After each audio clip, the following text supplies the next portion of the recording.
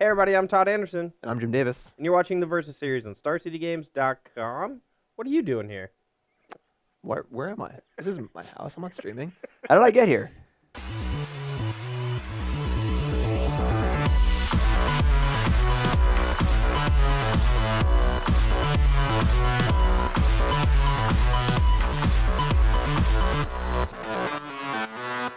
All right, so today on the Versus series we have a very special guest, Mr. Jim Davis. Welcome.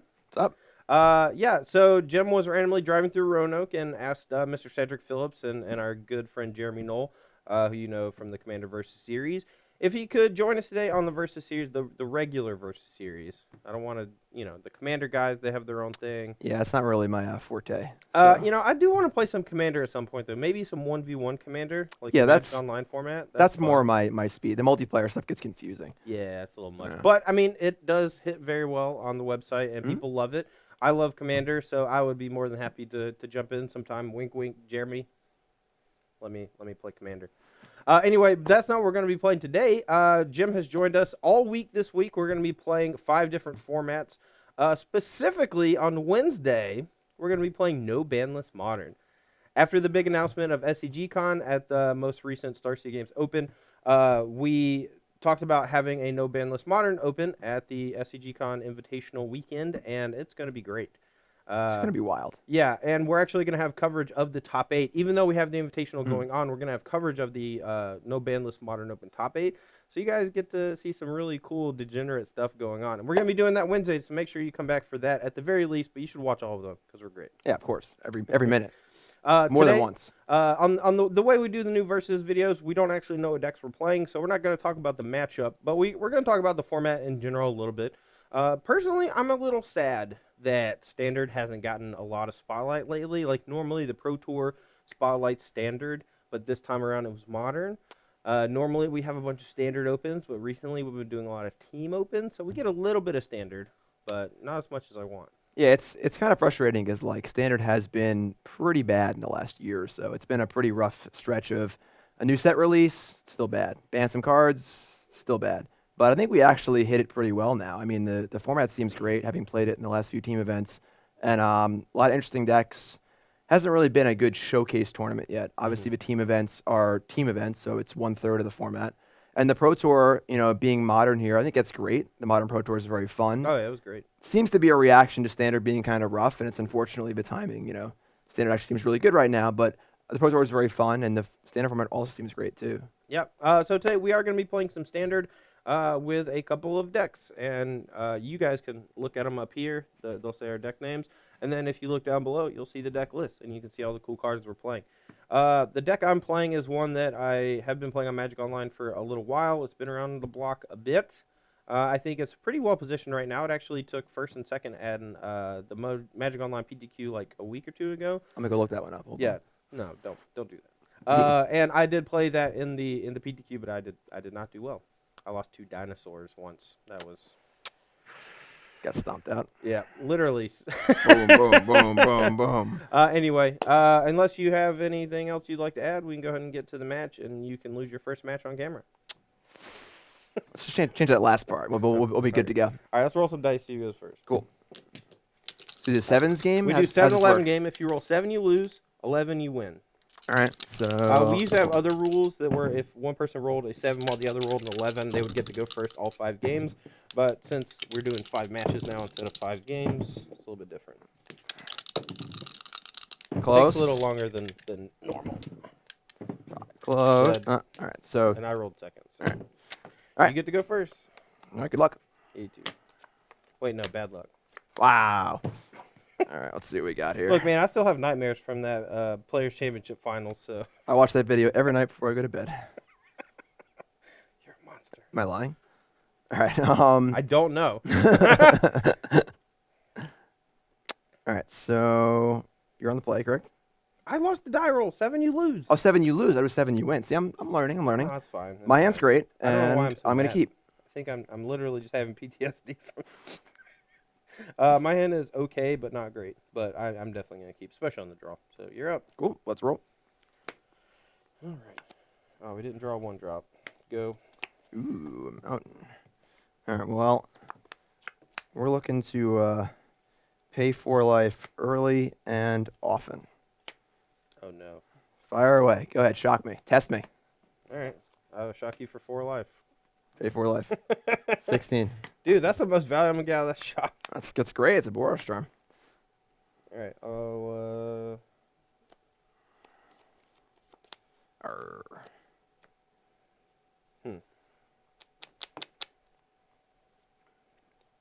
When I was streaming with this deck, I put a counter on the stream every time I paid 4 life. Sure. It was very exciting. Bump that thing up constantly. I hate playing against that card. I'm gonna be It's really tough. happy when I finally draw a Soulscar Mage. That's true. The Soul Scar Mage interaction is very annoying. Gets around indestructible very, very well. All right, so what's doing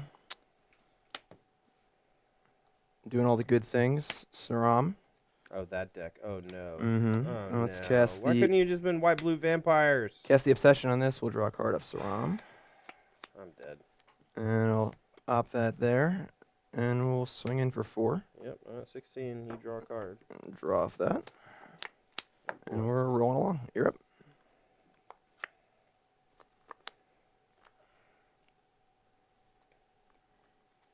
Definitely our good start here. Obviously, could have had a 1 drop, but for the most part, the turn 3 Saram plus an aura is where we want to be. Alright. I'm gonna exert and hit you for 6. Okay. Get my Ragavan sleeve up in there. Monkey. Your turn. I gotta find my exerted token. All right, you're so 10. we are at 10. We're probably going to be flush with cards this game. It's going to be very important for us to make sure we just don't die. And Her dad. we have some good tools for that. Let's see here.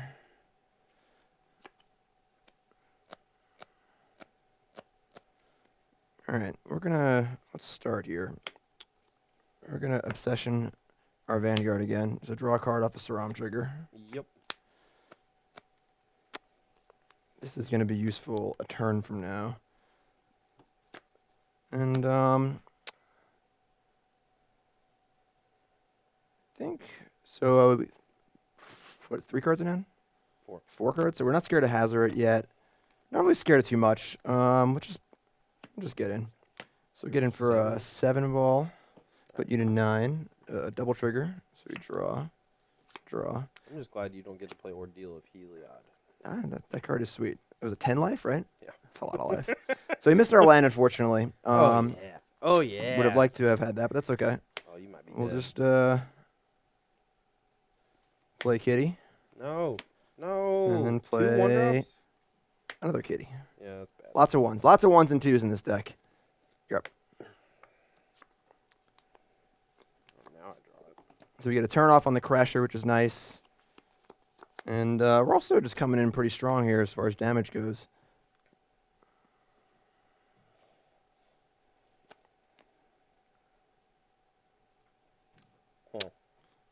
Yeah, I mean, I could have safely played this card instead of one of these, but Alright, we're gonna attack. Get a monkey. all right. So as going with our make sure we stay alive plan, we're just gonna chump block the monkey with a Sacred Cat. Alright, So you life's a gain- wash. Yeah. Gonna play a defensive Crasher, which is never a good sign. Okay. Your turn. And a Soul Scar Mage. I could have waited on the shock. That's probably just my inexperience against Adventive Vanguard. I've been playing this deck a lot. I've noticed that where early on when I was playing the deck, people were very, very quick to try and kill the Vanguard. And as time has gone on, people are learning that it's usually much better to wait or just accept the fact you're not going to kill it and find a different target. Yeah. All right. I thought, turning shock into Boros Charm. Boros Charm is Yeah. not that bad. Okay, so we got to be aware of obviously next turn of the double not being able to block, which is pretty relevant. 5, 6. You're at 9. All right, we're gonna see if we can find a land here and polish this one off. I think. All right, so we're gonna cast this here. Okay. Draw off Saram.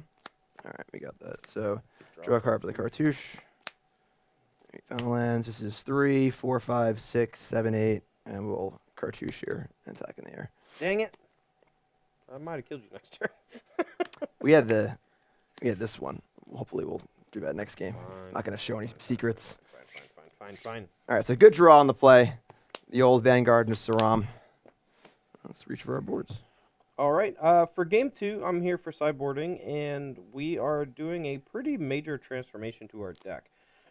This is fairly common for mono red decks in this day and age, specifically when a lot of your cards can be bad in a given matchup. Jim's deck is full of creatures that can kind of brick wall or trade very aggressively with stuff like Earthshaker, Kindra, and Bromat Courier, so those are 100% coming out. And then this card I'm also cutting just because I think we're just taking our deck in a different direction. We're going to be a lot more removal based, and we're going to get a lot bigger. So let's go and take a look at what we're going to be bringing in. 12 cards is a lot. These will be the cards that we're bringing in for a number of reasons. Basically, the game should go a little bit longer now that we have more removal, and these cards all help us progress towards getting to that late game. And since I think we have a better late game than Jin's deck, we are going to do our best to get there and hope that our big cards can actually take the game over. Okay. Cool. Not too much changes for us. We have our 3 cards coming in. We have, obviously, this card's very, very good against most mono-red strategies. Just an extra removal spell. And we end up actually shaving a few of our more mana-intensive creatures. Our creatures are somewhat durable, and these are kind of the slower ones. And that's basically it. Just a little more removal, a little life gain, and keeping the basic plan intact. We have our main deck lifelinkers and things of that nature, so things are usually pretty good for us on that angle. All right, we're here for game 2. I'm going to be on the play with a very reactive hand, which this is kind of what we're wanting after sideboard.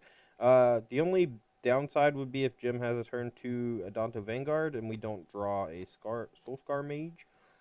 Hope that's not the case. I unfortunately am going to have to mulligan. It's not going to do it. The old double island draw. Oh, yeah. The bane of playing a 2-color deck. Yes, the mana in standard for 2-color decks is honestly not very good. The enemy colors have the fast lands, but when in 2-color allied color decks, you're forced to rely on the tap lands like the cycling lands.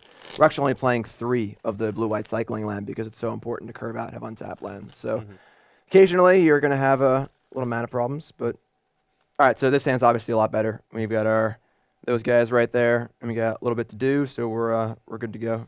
We can scry. And that's a pretty interesting one. We're going to leave that on top. Seems redundant, but I think that given how things are going to play out, it's going to work out fine. Your turn. The old mountain. Respect my authority. Really? Hmm? Really? I went there. I know. You know, I lost that card in the Magic Online PTQ. Oh, yeah? Yeah, I was not very happy. Well, you got to respect it. I respect it. I respect the heck out of it. But I hate it. That's fair. All right, so just like you. also fair. So we have a pretty interesting spot here where no 1-drop, no 2-drop. So we have to assume that Todd has some combination of shocks or lightning strikes or braids. None of that. I just things, got all the things of that nature. All 4s and 5s over here. So we have to decide what we want to play, if anything, which is a pretty interesting choice. This is almost like how you play against a control deck, where it's very important to kind of like pace your threats into their removal and make them spend mana on times where you want them to spend it, not they want to spend it. Obviously, we're coming out of a mono red deck here, but it looks like Todd is sideboarded in a manner a little more like a control deck. So we're just going to play another authority here and say go. Second authority, not nearly as good as the first. I'll go ahead and play this. I'll gain 2 energies. Harvester? Sure. Your turn. All right, so now we're at a point where we're just going to play our creature. No energies. You're lacking in energies? I'll find some energies. We're just going to play a Saram. We would love to have a 1-mana aura here to go with it, so we can just immediately draw a card and get the value off of it. But we'll just have to just say go. All right, well, I got 2 energy floating in the ether. I'll just put it on here for now. We're going to get a Jacob Bile token in a second. All right, so I have a few options here.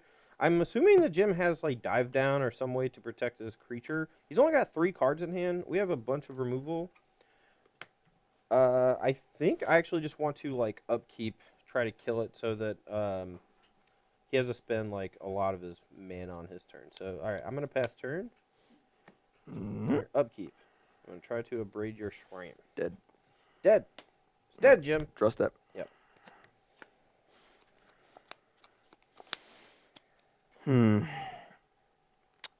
now we're in a similar spot as we were 2 turns ago, where it's facing 2 mana, a wide variety of spells. It could be Lightning Strike, Shock, Abrade. We aren't really doing too much else though. Never's actual harvester in play, and we're also getting into the Glorybringer possible Chandra range of things. So I think we're just gonna fire our way here. We're gonna play another Saram, Mm-hmm. and then we're going to cast Cartouche on it and draw a card off the trigger. You still draw a card off the Yep. trigger, right? So we draw a card off our trigger for the Saram. Yeah, but not. And unfortunately, so we still 1-for-1s there. Saram 1-for-1 with the Lightning Strike, and the Cartouche 1-for-1 because we drew a card off the trigger, but not a good exchange. High payoff if it worked. Okay. Probably gonna just dumb you for 2. Okay. Put you at 18. Don't see a reason to hold my land, so I'm just gonna play it. Your turn. Okay. So things not going as well this game. You're up.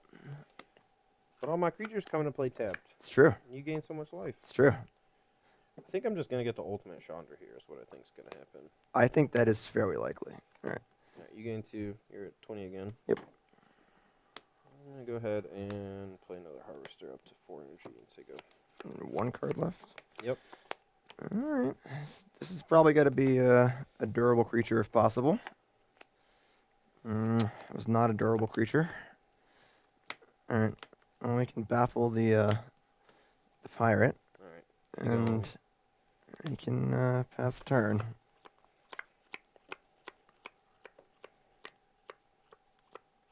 Alright, see what we get. Alright, do 2. And then I'll play this and you gain 2 back. So you're at 20 again. Yep. Your turn. All right. So we have pretty much no way in our entire deck to remove Chandra before ultimates, which is problematic. But I'm gonna ultimate and then draw lands for the rest of the game. That is true. I just That- want to point out that is a exactly likely what's gonna scenario. Yeah, you're up. This is going to be a best of the versus series when I beat this Chandra emblem with no creatures in play. happen. Yeah, I'm just gonna go ahead and make a Chandra emblem. I'm gonna play Carry Zev. 5 you, but you gain 2, so you go to 17. Yep. I will declare tax. Yep. Whack it. Yep. You're at That's 12. Go ahead. Not looking good for the away team here. Ah. Well, now everything's okay. Sacred Cat. You drew a Danto Vanguard Oh yeah. right on I time. mean, I can't kill it. It's true. We'll Cartouche of Solidarity it. Make a warrior, and then we'll Cartouche it again. Yeah. Make a warrior. This is an army we have here, Yeah, you got it, dog. and I think that's Alright, it. I'm gonna hit you for 8. Oh, only 8? Only 8. All right, at 4, and All right. And think then we're we're gonna fly over and pretty kill dead you here, with yep. Our flyers. All right. All right, we're gonna activate these 2. Yep. So that game was a little rough. Clearly, looks like Todd has brought in some more removal spells and stuff, and our light creature draw didn't fare very well there. Our authorities look pretty bad too. A lot of diminishing returns on this card, where if you draw 2 of them, the second one's much worse than the first. So we'll have to reevaluate that for Game 3 sideboarding. All right, so we're going to readjust our sideboarding a little bit here. After seeing Game 2, it looked like Todd removed a lot of his creatures, was playing a lot more removal spells. So we're going to hedge a little bit. With Todd being on the play that game, it seemed like he might be a little more aggressive. Usually the mono red decks tend to be a little more aggressive on the play and then be a little more controlling on the draw. Now he's on the draw, so he's definitely going to be more controlling, I can assume. So we're going to remove a few of our removal spells and one of these without the need to fly over as much and bring back in a few extra creatures as well as the extra protection spell. So I'd say it sounds reasonable. It's not fantastic. We're still a little light in this area, but I think it's pretty keepable. Gotta say, Jim, pretty happy that we're getting a Game 3 on your first versus video. I'm not. I want to just come in here and rude as hell. just 10 minutes, win 2-0, and just walk out and get some lunch or something, right? Okay, all right, I see how it is. Yeah. Well, at least you're learning the ropes pretty fast. Cause That's the usual plan. yeah. My hand is pretty good, especially on the draw. I'm very happy with this. So Cool. whoop. We got our 1-drop. Oh boy, We got it. that's a good one too. Your turn. So the Soul Scar Mage interaction with the Danto Vanguard means that Indestructible is not really doing much.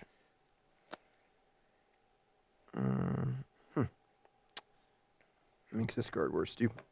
All right, we're gonna get the cat going. Here.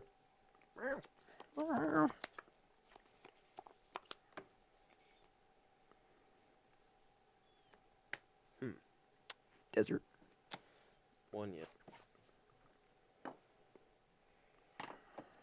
We could like attack with Soul Scar Mage and kind of bluff a lightning strike to the dome. We actually get more damage in that way. I don't really want to play a removal spell here if I can help it, but I do want to attack. Worst come to worst, if I attack, we just trade. But I do want to make sure that I can clear an Adanto's Vanguard, since that is the more annoying one. I think Soul Scar is actually worse than Pouncer, and I can bluff / actually have something. Sup? Sup? All right, yeah. Sup? I don't think we'd be happy with this trade either way, so I'm going to take the 1 here. Yes! Or more? Just 1. All right. 18. All right, so there's a pirate. Let's Treat me like a pirate. Cats Give me that versus booty. pirates. Well, you got double strike, and I got first strike. Let's see what happens. All right, so we're online here with our white and blue mana. I'm guessing he's got a dive down and a blue cartouche, and he don't know what to do. As I said, the mana's not perfect. All right, this is definitely kind of a tough spot. I mean, we're a little behind to the point where like we need to get more stuff on the board because Todd has the ability now just to like play a bunch of removal spells and kind of power his guys through. Once again, this card is also super awkward at the moment.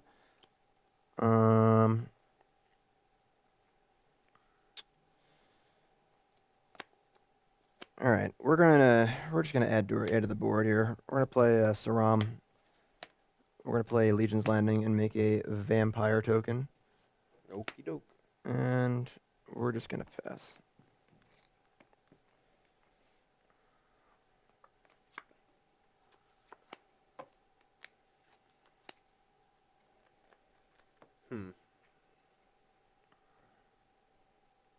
Don't really know what to do. I only have 2 options really. Odd one, even the other. No.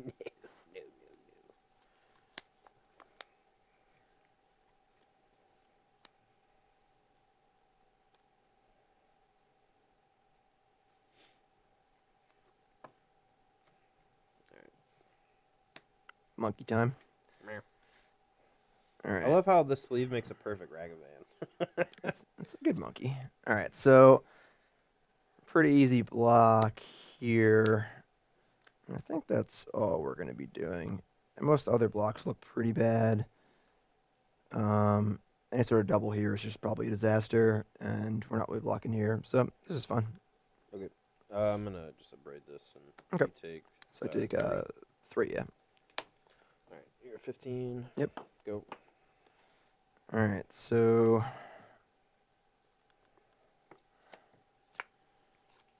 not a terrible draw.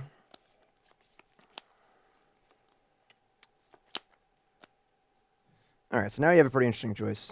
We're going to be casting Cartouche Knowledge, and the question ends up becoming, what keyword do we like better, Lifelink or Double Strike?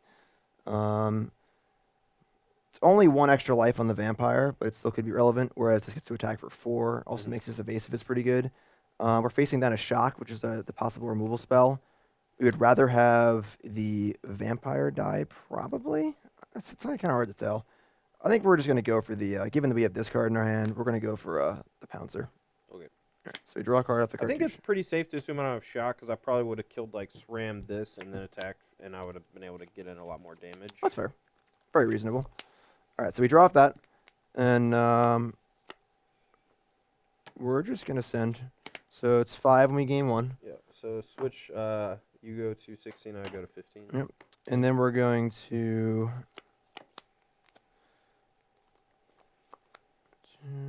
yeah, we're going to just fire him with the cat. Just lots of cats. Basically a cat theme deck.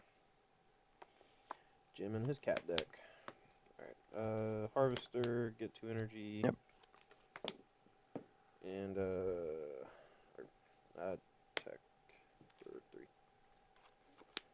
So we do have the option here of just effectively like trading our 1/2 of our cat to gain 3 life, but The ability to possibly flip this next turn is kind of appealing. We can just take the 3. Your turn. Harvester is pretty annoying. Our deck does not have a ton of ways to interact with it profitably. Ooh. Okay. All right, so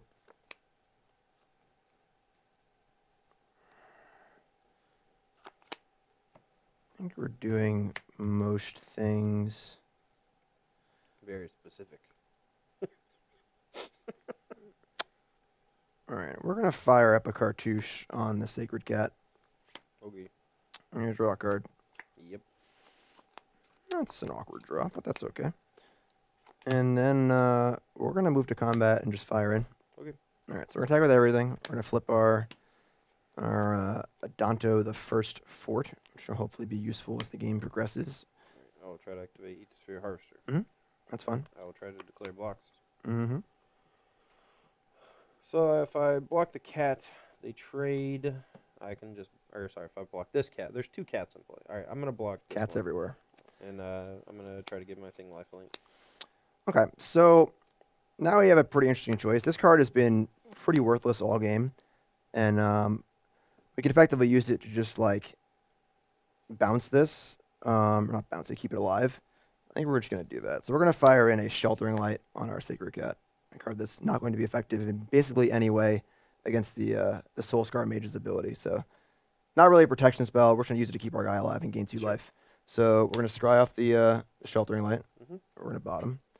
All right, And now we're going to end up dealing 5 damage and gaining 3. Alright, so you gain 3. I take 5, but I gain 3. Correct. So you're at I'm at 13. Yep. All right. So got our fort flip, which is nice also. And let's get the old City's Blessing.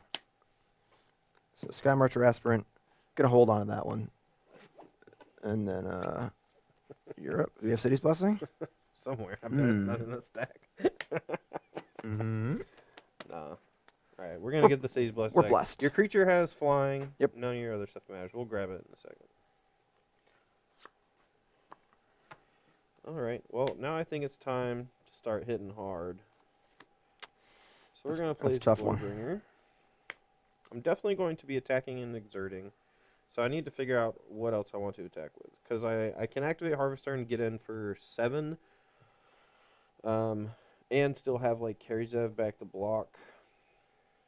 So we could threaten to like first strike this down. I'm pretty sure we're hitting this with the exert, but we might want to hit this. And we may actually just want to hold back like these 3 to threaten like significant blocks. I don't know what you think, Jim. What you got? Dive down? Alright. We're gonna try to shoot this. Alright. You go. Alright, so we're taking a 4 spot here. Yep.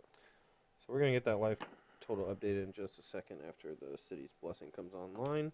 There we So go. We're gonna knock Jim Blessed. down to 12 life. I'm at 13. Yep. And I'm gonna hold these other things back to block. Good. And so go.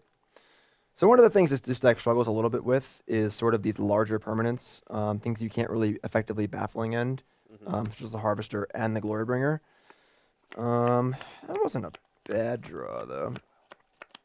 Jim's at 12. So now we have a 1-turn respite off Glorybringer. Todd's still got 2 cards in hand. If there's a second Glorybringer, we're probably in pretty big trouble. I'm not gonna lie. And our attacks don't look great. What's so funny? Neither does You me laugh. think of a joke? Yeah, it's a very funny joke. It involves a dragon That's not good. and another dragon. Too many dragons. All right. So our attacks aren't great either because attacking into Harvester is actually pretty difficult. But we need to make some headway because we're not really going to be removing Glorybringer anytime soon, and that's a pretty big problem. So we're gonna just start casting stuff and see how it goes. Let's do that. So we're gonna play a fresh Saram, All right. and if we cast this, we're gonna have to attack this turn. But I think that's gonna be pretty much a foregone conclusion either way. So You we're gonna can cast. wait till post combat, right? Is that how No, does that work? it's at the beginning of your end step. If you didn't attack with a creature of a certain Mm. sacrifice, it's But we're casting it. We're drawing cards, and we're gonna see if we can string together a few good draws here. We're gonna target the. We could try and go big on the cat, but I don't think we'll be able to put enough toughness on it to survive Glorybringer in 2 turns once we get pretty lucky.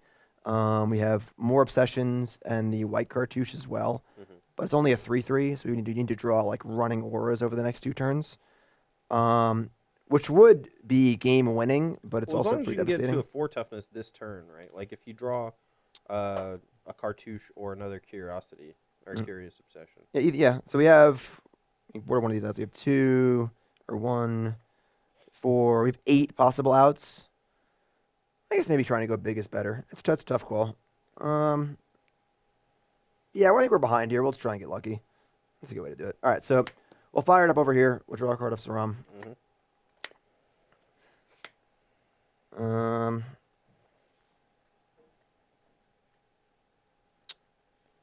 That's the fail state.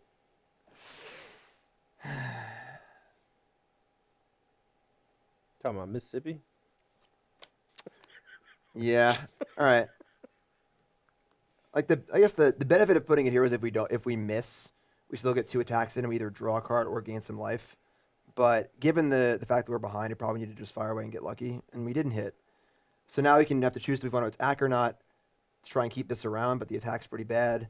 We're basically throwing away creatures. So I think we're just gonna lose our obsession, and we could just attack with the vampire, just like throw it away to keep this around. Yeah, I think we're gonna do that. You attacked with any creature? Any creature, yeah. Cool. So we'll have the ability where if we get a 1-turn respite and there isn't a Glorybringer coming down next turn, which I hope is the case, we'll have a 1-turn respite and we can hopefully although the Soul Scar Mage makes this tough too because it just shrinks it. We're in a bad spot. Let's fire him with our vampire. I'm gonna block with a first striking creature. Didn't fall for it. All right. I don't know. If you got like a +2/+2 thing, I guess That'd be you sweet. got me. All But right. then you would have attacked with this. So. That's probably true. Not the best bluff in the world, but that thing stays around. So. All right. Is there another Glorybringer in my future? Yes. That's bad for us. So I'm not 100% that I actually want to do it because I can use the Sunscorched Desert sacrifice with the Scavenger Grounds to just effectively kill a 4/4 by trading my land for it. But that doesn't affect the board, and basically having like alternating Glorybringers I think is just insanely powerful. So we're gonna try, and we're gonna target this. Insert this All one. that work. All right, so we're so taking, you go to 8. taking 4. We're at 8. Yeah, we're in pretty big trouble at this point. The alternating Glorybringers are going to be pretty hard to beat. I still have a City's Blessing though. I just want to throw that out there. Yeah. If you have that land lets you draw a card for 5 mana and tapping it. It's true. I do like that land a On lot. like your 19 land deck or whatever. Yeah, I mean we're pretty dead here. We can double embalm. So you go. I agree. Alright, so this one untaps, this one unexerts. Embalm.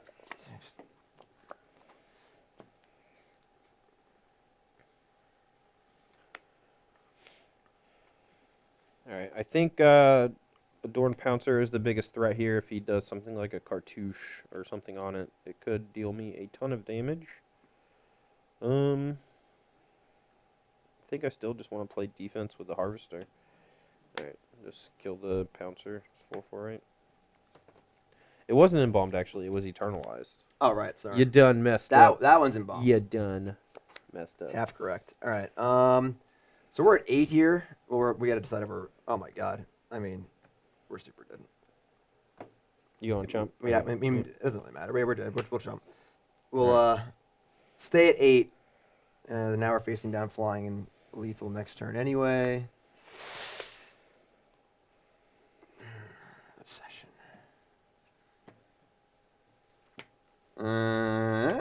Draw off Saram. Yeah, that's gonna do it. Yeah. So the going into the control strategy definitely worked out pretty well. Remove spells plus Glorybringer. is an effective strategy against. I the mean, Ore you deck. also just didn't draw Dante Vanguard when it mattered, and that card is huge in this matchup. For sure. Like, if you draw that and I don't have Soulscar Mage, then I am very, very unlikely to win. That's fair. Yeah. We did have our two dive downs. Also that game was super awkward because we had the sheltering light into the Soul Scar Mage, and we were ready to like protect our creatures, but that doesn't obviously work with the counters. So if this is a dive down, maybe we can do a little more in the early game. Did you board out your on-crop crashers also? Yeah. So my sideboard plan, we're basically just way less aggressive. On-crop crasher, Bowmat Courier, Earthshaker can all come out. These just getting brick walled by either your Pouncer or Sacred Cat is just embarrassing. And since we're boarding out a lot of our 1s and 2s, I think just making you not be able to block is way less relevant. For sure. And so I wanted, creatures that are able to attack or block like profitably, and Crasher having 2 toughness doesn't do that well. Right. And then, we just added like a Braid, Glorebringer, another Chandra, another land, stuff like that. So yeah, definitely a victory in sideboarding here. Sideboard plan worked out very, very well. I still have my Authority of the Consoles in. Even after game 2, you still have Hazard and Glorebringer and things of that nature. It's not going to be as effective. We only have 2. But, yeah, I mean, I think that this would need a somewhat reevaluation from the matchup standpoint of, like, looking at my sideboarding and seeing how to properly react to the strategy that's coming. What might be kind of cool actually is I've seen or I've actually played against like the blue-white Embalm / Eternalized deck before, and they are able to main deck like 4 Fumigates and stuff. And maybe your deck has like way too many enchantments for you to be able to board into that strategy, but you already have a bunch of Embalm and Eternalized creatures, and a Dante Vanguard can actually survive a Fumigate as well. So maybe there's like a potential for a sideboard plan that involves 4 Fumigates or something. It could be like a hybridization. Sure. I mean, we have the Gideons. I consider bringing them in for game 3. Decided not to. I have a Settles too. I didn't bring those in. Maybe I should have brought those in as well. Yeah, maybe. It's like, it's tough to leave up, and it's usually going to be like a 4-mana Path to Exile, but like that might actually be what we just need in the matchup. Right. Because Glorebringer is just so devastating. The card Cast Out would actually have been pretty good in this scenario. Yeah, too. I've actually had a lot of trouble with Ixalan's binding as well. Like being able to hit a Glorebringer and me not being able to play one ever again is pretty big. Hazoret as well. So yeah, I mean, any sort of enchantment like that might exile one of my bigger stuff, I think could be worthwhile on the sideboard. Yeah, just having some actual answer. Because as it stands, I really didn't have an answer to Glorebringer or Harvester or the Phoenix as well. So. Yeah. Cool. All right. Well, that's going to be all for Monday's video. Make sure to tune in tomorrow where we play some of the decks from Pro Tour Rivals of Ixalan, where the modern format was on display. I got a sweet one. I don't know what you're playing, but I got a good one. Mine's really sweet. Okay. Is Everyone it loves from the top 8? No. Is it from the top 32? I don't know. Questions I just can't answer. Okay, so I'm going to be playing a deck from Pro Tour Rivals, and Jim's just going to be playing boring old modern deck. It was certainly played at the Pro Sure. Everything was. That's why it was great. Modern Pro Tour. Just play everything. Yeah, dude, actually, I want to congratulate Wizards of the Coast for an amazing broadcast, because, like, not only were the commentators, like, spectacular, the viewer count actually hit over 40,000, which is high. a benchmark for their broadcast. Even with Lantern Control in the finals. Right. Everyone just constantly complaining, oh, the Lantern's the most boring thing ever. Well, why are you here? Wasn't boring enough, Got to make it more boring, I guess. So, I got a question for you. Yeah. Why are you still here? Yeah. So, all right. Well, thanks for watching the VerseStation StarCityGames.com. For Mr. Jim Davis, I'm Todd Anderson, and we'll see you tomorrow.